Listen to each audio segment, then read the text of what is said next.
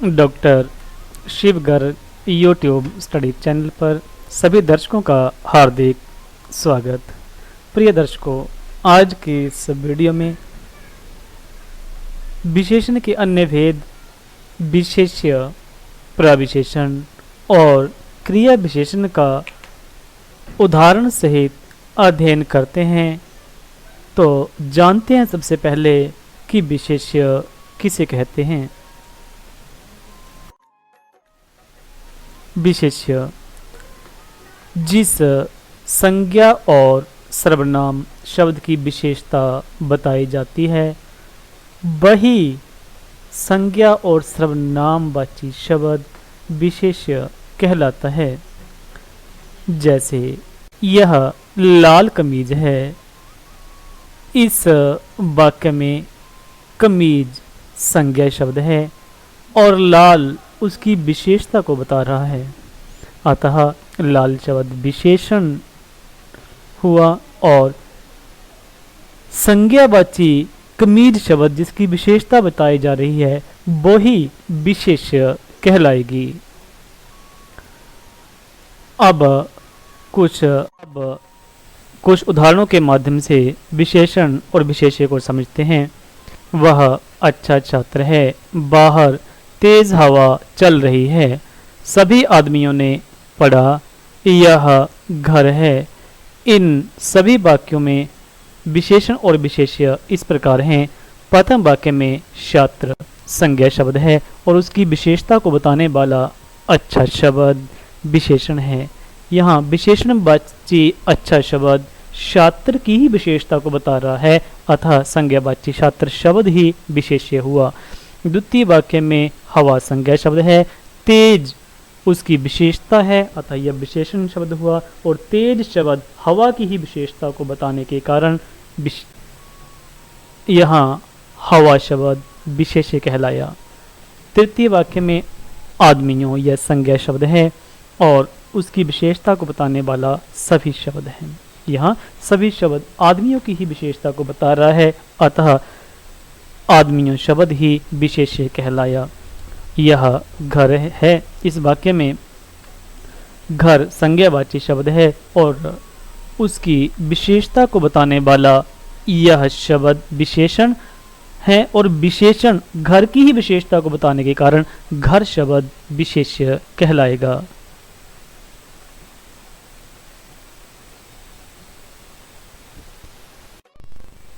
यहाँ विशेष्य को अच्छी तरह से समझने के लिए दिए गए वाक्यों में विशेषण और विशेष शब्दों को अलग अलग करके लिखें। लाल फल ले आओ। मोटे व्यक्ति नहीं चल पा रहे। सफ़ेद गाड़ियाँ यहाँ खड़ी हैं। कौन विद्यार्थी नहीं पढ़ा? किस मनुष्य को लोभ नहीं होता?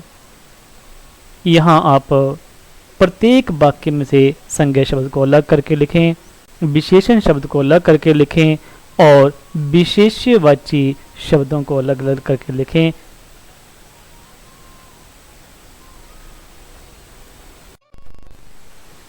विशेष्य के बाद यहाँ अप्रविशेषण को समझते हैं। जो शब्द विशेषण की भी विशेषता को प्रकट करते हैं या बताते हैं वे प्रविशेषण कहलाते हैं। जैसे नीतीश बड़ा ईमानदार है। इस वाक्य में नीतीश संज्ञा शब्द है, ईमानदार उसकी विशेषता के कारण विशेषण कहलाया और ईमानदारी की भी विशेषता को प्रकट करने वाला बड़ा शब्द प्रविशेषण कहलाएगा। बहुत सुंदर चांद दिख रहा है। इस वाक्य में चांद संज्ञा शब्द है, सुंदर उसकी विशेषता को बताने के कारण विशेषण कहलाया और सुंदर की भी विशेषता को बताने वाला बहुत शब्द प्रविशेषण कहलाएगा।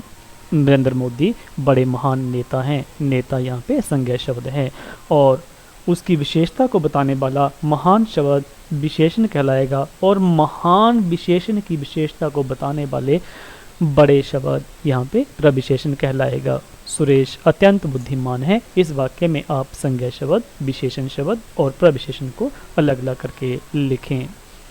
कंप्यूटर बहुत अच्छी तस्वीर बनाता है। यहाँ पे आप संज्ञा शब्द और उसके साथ विशेषण और विशेष प्रविशेषण शब्दों को चुनकर लिखें।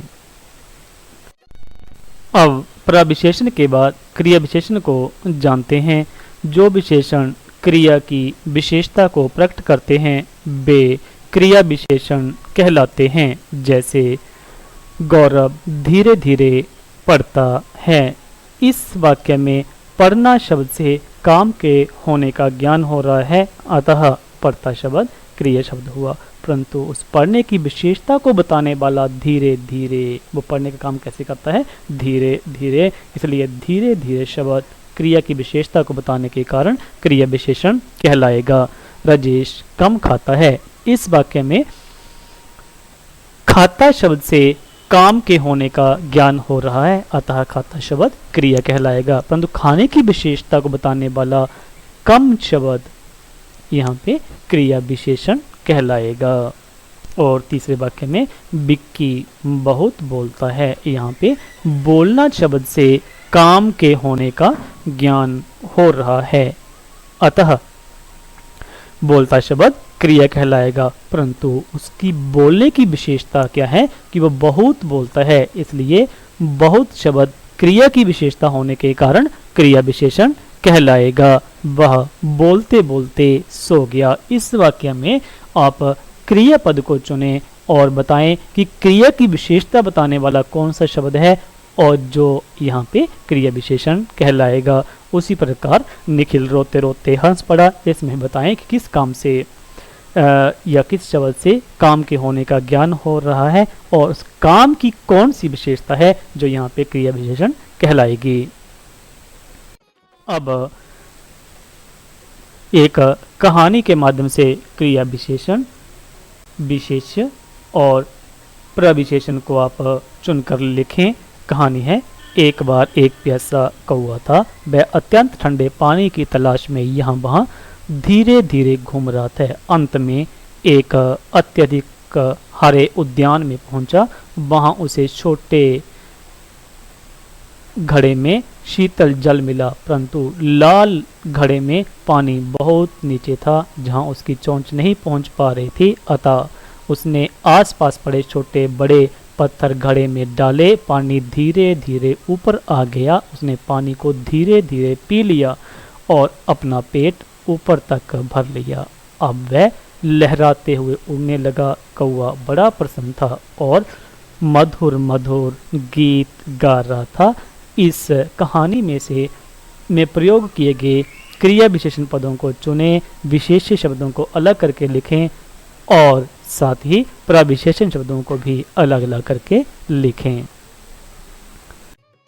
अभ्यास कार्य में क्रिया विशेषण किसे कहते हैं, प्रविशेषण किसे कहते हैं, कोई 3 उदाहरण लिखें। विशेष्य किसे कहते हैं, क्रिया विशेषण और प्रविशेषण में क्या अंतर है। 3 वाक्य लिखकर विशेष्य और विशेषण को अलग अलग करें। इनके उत्तर आप कमेंट बॉक्स में भी दे सकते हैं या पूर्व में कहानी में आए हुए विशेषण या विशेष्यवाची शब्दों को भी कमेंट बॉक्स में लिखकर भेज सकते हैं। इसी के साथ आज के यह वीडियो पूर्ण होता है और यह वीडियो आपको कैसा लगा हमें कमेंट बॉक्स में अवश्य बताएं और वीडियो को और अच्छा बनाने के लिए यदि आपके कोई सुझाव हों तो वो सुझाव अवश्य कमेंट बॉक्स में दें। आप सभी ने ध्यानपूर्वक सुना, अतः आप सभी का हार्दिक धन्यवाद।